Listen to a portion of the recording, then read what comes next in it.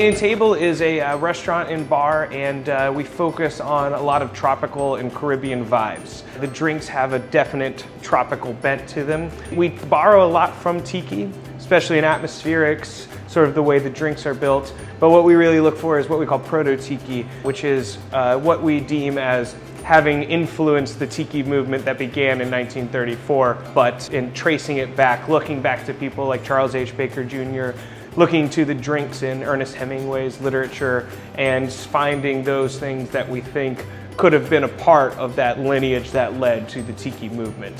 One of the most important things in a restaurant and bar is atmosphere, and that was one of the things that drew me to Tiki so much because it's very fun. You know, it's not like stiff, like a lot of cocktail bars that have opened in the last 7-8 years can come off. It's lively, it's irreverent, it's all about just having a good time and having an escape. That's why when you walk into a Tiki bar, usually the lights will be low, there's not many windows, so it's like perpetual tropical twilight.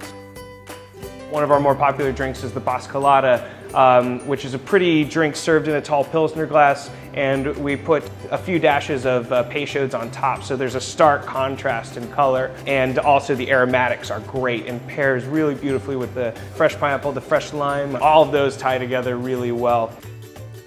Another thing that we like to do is punches. We do a daily punch, and a lot of those are rooted in history. Our American Orange Punch that we do a lot was actually served at Andrew Jackson's inauguration. Andrew Jackson was famous for inviting the everyman to his inaugural ball. You read accounts from the day after of ladies fainting at the sight of these mud-covered ruffians coming in and taking as much punch as they could. And the only way they could get them out was by taking the barrels of American Orange Punch out onto the lawn, so that all these guys would run out and follow the punch and they could lock the doors.